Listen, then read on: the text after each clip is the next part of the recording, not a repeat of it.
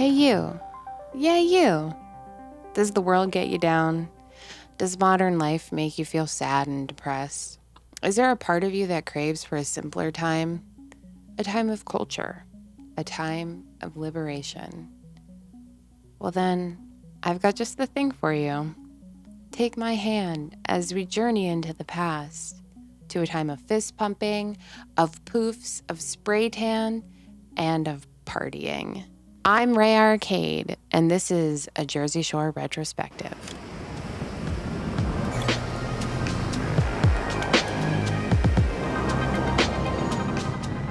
First, I think it's important to talk about how Jersey Shore came about. So in the mid to late 2000s, reality competition TV shows were all the rage.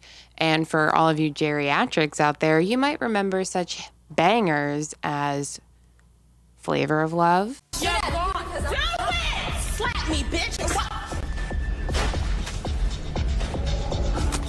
You motherfucking whore! Rock of Love. Climbing across the bar like a cracked out cat. Everybody, shut up. You want some bread? Oh, it's all bad. And A Shot at Love. I'm gonna punch my wall every time I look at you, because you're a little bitch. What? So Jersey Shore had been pitched to VH1 as a show called America's #1 Guido. And it was pretty simple. It was just going to be a reality TV show about a bunch of Guidos fighting over to see who would be the best one. It was not picked up, unfortunately. But MTV ended up picking it up. And with a few tweaks, they made it more into a reality show like The Real World, as opposed to a reality competition show with Guidos. There is a place in New Jersey called Seaside Heights that was known as a spot for Guidos to spend the summer in. There are so many clubs there.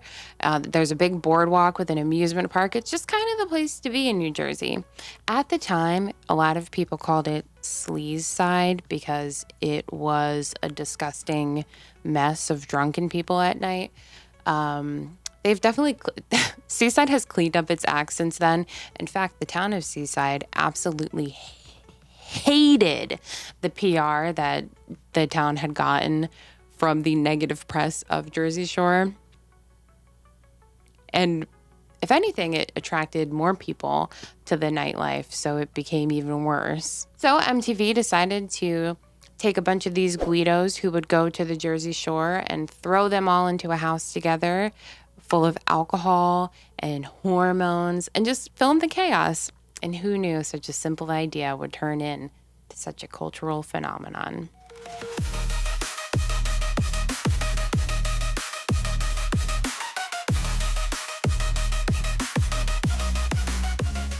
And the show would be nothing without its all-star cast. We have Snooki, or Nicole Polizzi. She was 22. She's from Marlboro, New York.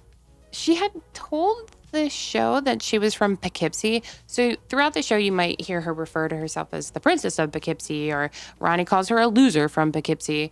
But she's not actually from there. She said that to, I guess, keep people away from her family. Then we have Sammi Giancola, Sammy's sweetheart. She was 22, from Hazlitt, New Jersey. And then there's Vinny Guadagnino, 22, from Staten Island. Then we had JWoww, or Jenny Farley. She was 23, from East Greenwich, New Jersey. And then we had Angelina Pavarnik, 23, from Staten Island. Then Ronnie, Ortiz-Magro, 24, from the Bronx. Mike, The Situation Sorrentino, who was 23. He grew up in Staten Island, but was living in Manalapan, New Jersey at the time of filming. And lastly, Paulie Del Vecchio, who's the oldest of the group at 29, kind of old, from Providence, Rhode Island. And then later on, Dina Cortese would join in season 3. She was 23 when she joined, and she is from New Egypt, New Jersey, which is actually very close to where I grew up.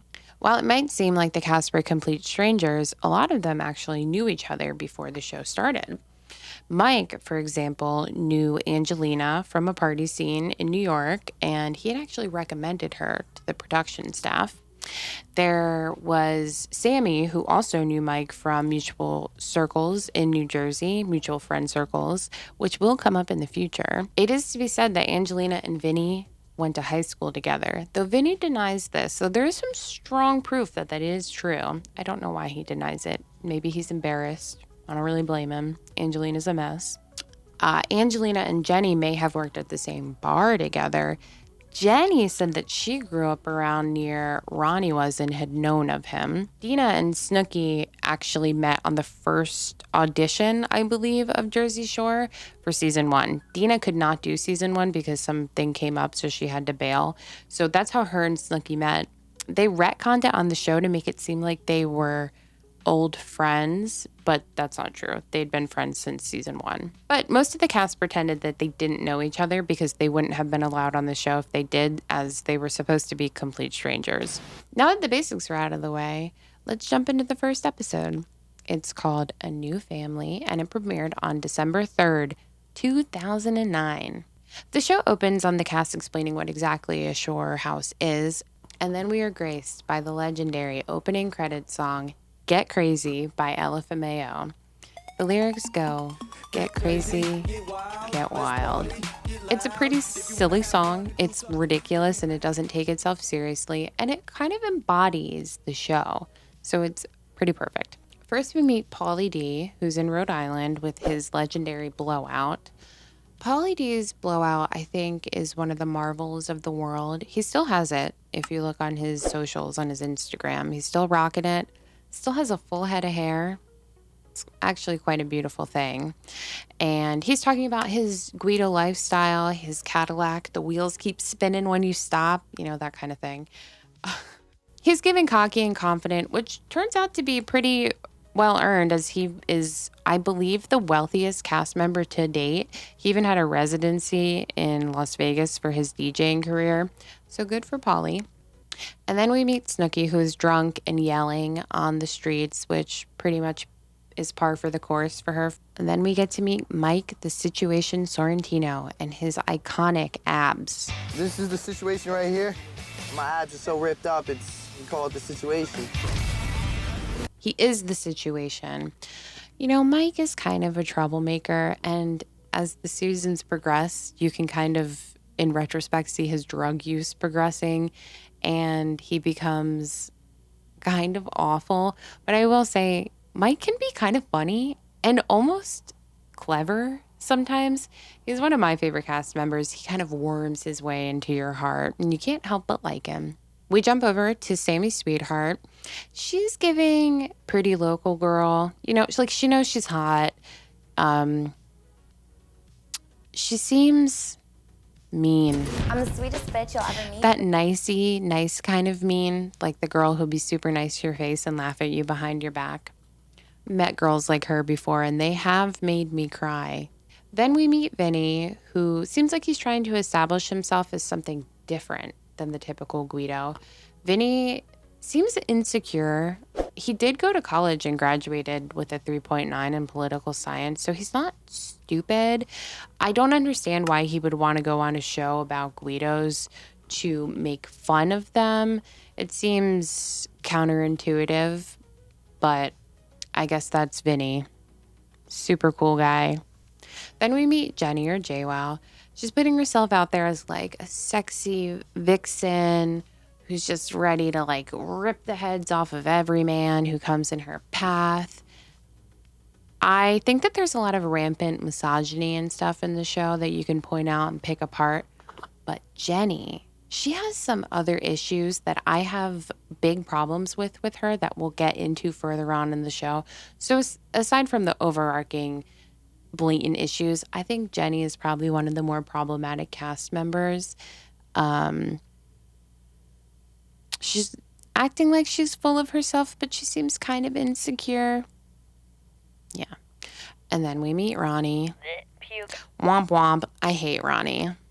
I hate him. He's a piece of shit. Everything that comes out of his mouth is just like, makes my skin crawl. And that turns out to be a pretty good predicator of who he becomes. He's just a scumbag. Then we meet Angelina, who is playing it up for the cameras like Jenny, but she's definitely also very insecure.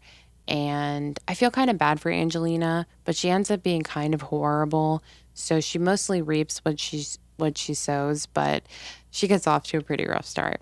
The situation arrives first to the Shore house, and I have read his autobiography. I would suggest reading it. It's a fun read. It's more about his drug use and recovery, but there's some Jersey Shore tidbits in there. And apparently, he felt like he was destined for greatness. He was destined to become a celebrity. Jersey Shore was his make or break. His girlfriend at the time, who he did end up marrying, but at the time, she had broken up with him.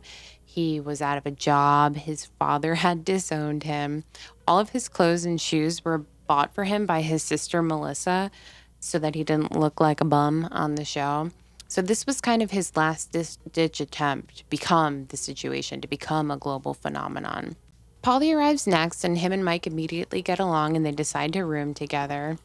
And then Sammi arrives, and you can just tell she's like feeling herself. The boys are flirting with her. She's having a great time, and it's like, go off, girl.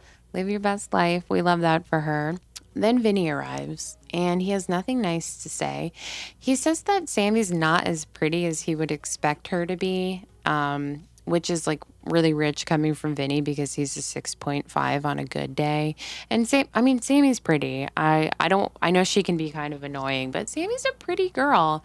And then he makes fun of the boys for looking like Guido tool bags, which like valid, they do, but I don't know. He's just got a bad vibe.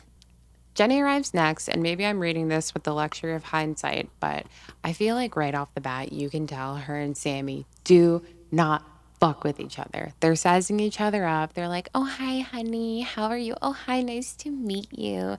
Like, they clearly feel threatened by each other, and you can just, like, read that, bitchy, mean girl energy to each other in the same room. Snooki arrives next in her beaten up car after a montage of her driving terribly down there, which is pretty funny. Snooki comes into the house very bubbly. She, her classic party's here. And I do not like the way that the cast react to her. They are like taken aback, and I don't know. They're just being over the top. And I truly believe if Snooki had walked in looking like Sammi with the same attitude, she would not have received the same dirty looks. And I think Snooki's a cute girl. She's a little meatball, right? And I don't know, I just think the cast was being quite judgmental because she wasn't stereotypically hot, but too confident or something. I didn't like it. Then Ronnie shows up and he says some gross things about like a stripper pole or whatever and like bleh, puke, hate him. Scumbag. Moving on.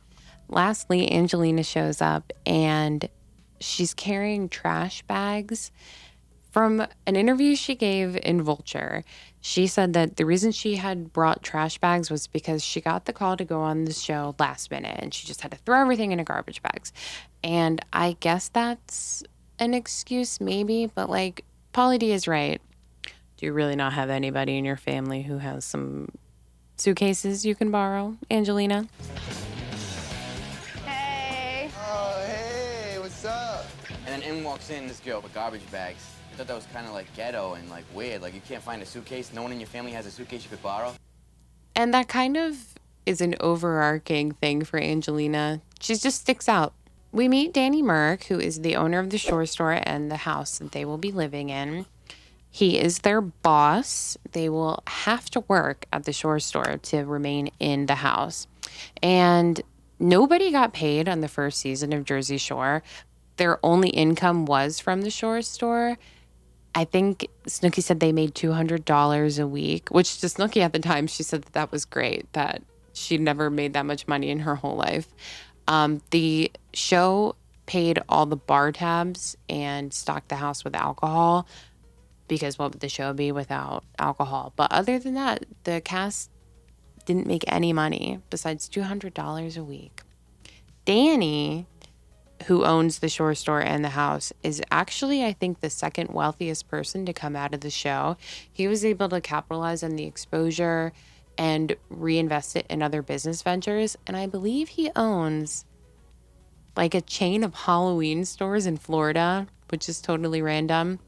Also, you can rent the Shore House right now if you wanted to for a whopping $3,500 a night. That's crazy, Danny. But maybe it would be fun to rent it. Another interesting thing about the Shore Store and the Shore House is that they're actually connected through the back patio. So there was a way to go in to the Shore Store from the Shore House. They had that blocked off where they did like a mic setup station kind of. So they made the cast walk around the side of the house to get to the Shore Store. But no joke, it's like a minute walk. It is not that long. And they were late to work all the time. After the boss leaves, the cast starts to get loose. They're doing shots. Snooki starts outpacing the rest of her roomies with alcohol, and she's very clearly getting drunker than the rest of them. And like Angelina and Sammi are all giggling to each other in front of her, like at her face. And Snooki's not stupid. You can tell she's sad. She knows she's being bullied. And then later on, the boys go up to the roof and they all get in the hot tub, and Snooki takes off all of her clothes. She's in her bra and her thong, and she's rubbing up all against the boys and trying to make out with them. And it's definitely embarrassing. And I think she's doing it out of nervousness, kind of. But like, get it together, Snooki. You're a mess. Angelina says something about her having no class, and it's like, okay, pump brakes, garbage bags. Like, you're the one who walked in with trash bags full of clothes. Like, I don't want to hear it. I love being center of attention. Hey, yo, bartender. I would not be able to do that. What is she doing, this girl? How do you go in a jacuzzi with a thong and a bra? So after all that, Snooki ends up passing out on a hammock, and the rest of the cast get dressed up and they decide to go have some fun on the boardwalk. They're playing games. Everybody's having a good time. At one point, Mike and Sammi start holding hands, and he's kind of got his arm around her. It's cute. It's summer. Who doesn't like a fun summer romance? And then meanwhile, back at the house, Snooki hears a quacking sound. Quack, quack, quack. Coming from the infamous duck phone. She picks it up, and it's JWoww's boyfriend calling. So the cast gets back, and Snooki's like, hey, your boyfriend called, and... Your what? Oh, wait. Wait, your what? Oh, my boyfriend. What happened to her boyfriend? Oh. They seem very shocked, because I guess Jenny made it seem like she didn't have a boyfriend. Ronnie, in particular, seems very shocked that Jenny has a boyfriend, probably because they were flirting the whole time. This is not in the show. According to an Ask Me Anything on Reddit from a producer who was on season 1, 2, and 3, in the beginning, Ronnie and Jenny were flirting pretty hard, but they decided to cut that storyline out. The show was never scripted, according to this producer and the cast, but they did kind of engineer storylines through editing, and they decided to lean in more to the Ronnie-Sammi relationship, so they didn't want to convolute it with the Jenny-Ronnie flirting in the beginning, especially with what happens a little later on between Jenny and Paulie D. Also, Jenny hooks up reportedly with somebody else in the show. And I also believe that Jenny hooked up with another roommate in the show. And I will provide some insight to that one, to both of those situations later on. So I think Jenny hooked up with 3 people in the Shore House while having a boyfriend. The next morning, Snooki wakes up with a hangover and she pukes, and, you know, everybody's all grossed out by her. And Sammy's like, oh, don't get your pukey breath on me, in typical Sammi fashion. So she's late to work, little Snooki is, and she gets a talking to by the boss. And you can tell Snooki's just feeling kind of alone and alienated. Sammi calls her a bimbo, which is kind of funny. Like, who uses the term bimbo anymore? Huh, Stella? Later on that day, Situation and Sammi are making dinner together, very cutely, very flirtatiously. And then Paulie D hits us with like a girls are supposed to cook and guys are supposed to eat, and it makes me want to hit him. And you know what? Mike cooks. Like, he looks like his food tastes good. I want to eat a Mike the Situation meal. I want Paulie to shut up. At the first family dinner, Snooki apologizes to everyone for being a drunken mess, and everybody forgives her, and it's all love and all that stuff. Later on that night, the boys pick up some chicks off of the boardwalk, and they come up, and things start getting like hot and heavy pretty quick. They all like get naked. They're in the hot tub naked. Oh my God, no. And Angelina and Sammi go up to the deck, and they're kind of just creeping. They're kind of just spying on them. It's kind of weird, kind of awkward. Mike's kind of looking over at Sammi, and she's giving him a death stare. Vinny kind of makes a comment on why he doesn't understand why the girls are surprised that they're hooking up with chicks. And I think he has a fair point. You know, it's a shore house. They're just a bunch of testosterone-fueled boys. Of course they're going to hook up with chicks, you know. That's part of the fun of the show. So I get that. I think he's right. I don't think Angelina and Sammi really have a right to be up there creeping.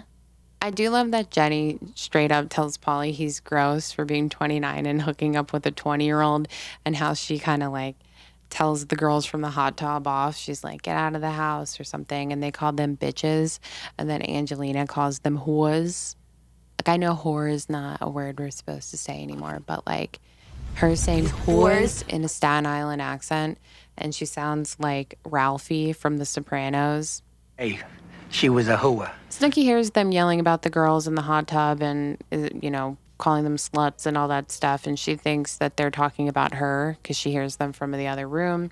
And then Angelina and Ronnie kind of get into it, and he calls her Jolie at one point, which, kind of a fun fact, I guess, is that the cast was asked by producers to come up with nicknames for themselves, and so Angelina called herself Jolie because she's like, Angelina Jolie. And Snooki, her name, she said, was from high school. It's not. Her friend just came up with it on the day of the audition, and it stuck, which was, you know, she should give her friend a little kickback, as Snooki kind of became a national phenomenon. But in the end of the first episode, Snooki's packing. She says she's going to go home, and we're kind of left on that cliffhanger. I just missed them. What are you leaving for? Friends. Throwing in the towel? Yeah, I am. So that wraps up the first episode of Jersey Shore.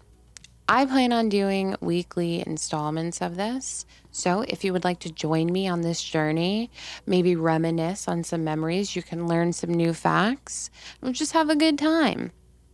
In the meantime, I have been Ray Arcade. Stay crazy and stay wild. Until next time. Bye.